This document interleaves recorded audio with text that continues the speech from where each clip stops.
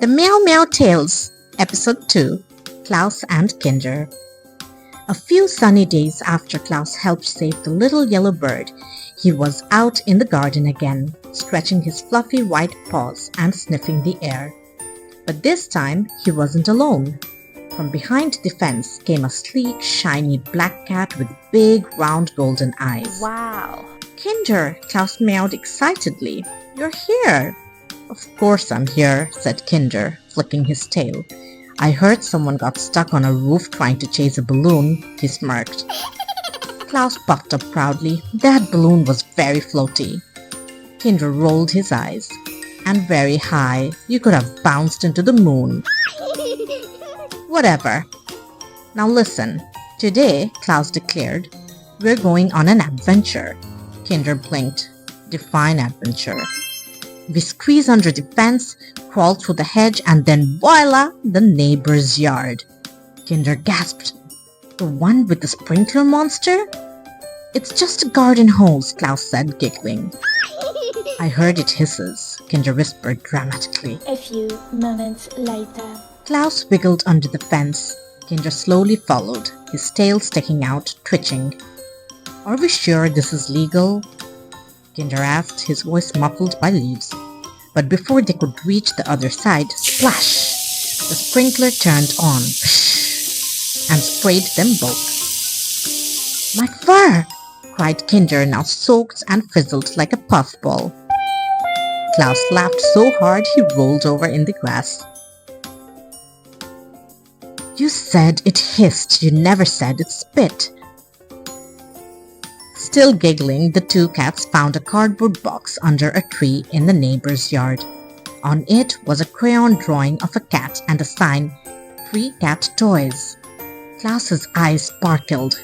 Kinder eyed the box suspiciously. It's a trap, Kinder muttered. Cats don't give away toys. That's suspicious generosity.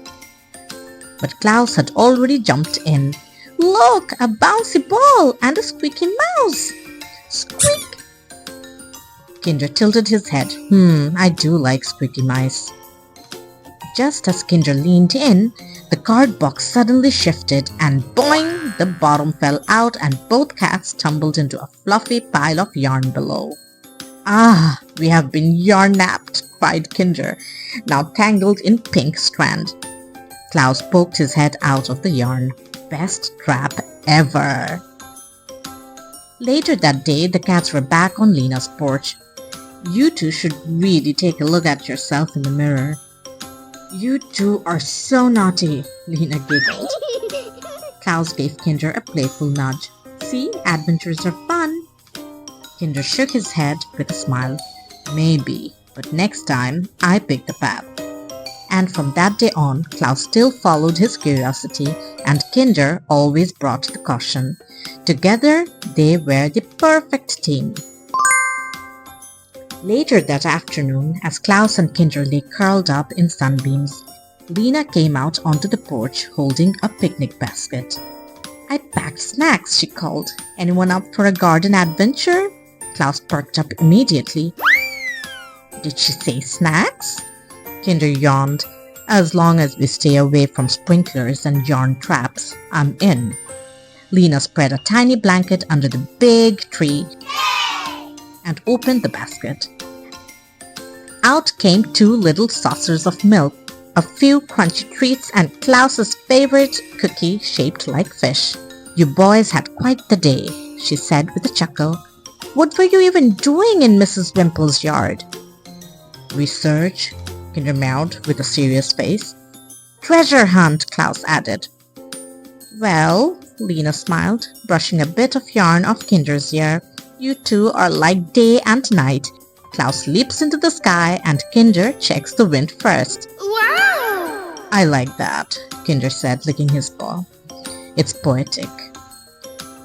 And both of you, Lena added softly, make life a lot more fun for me.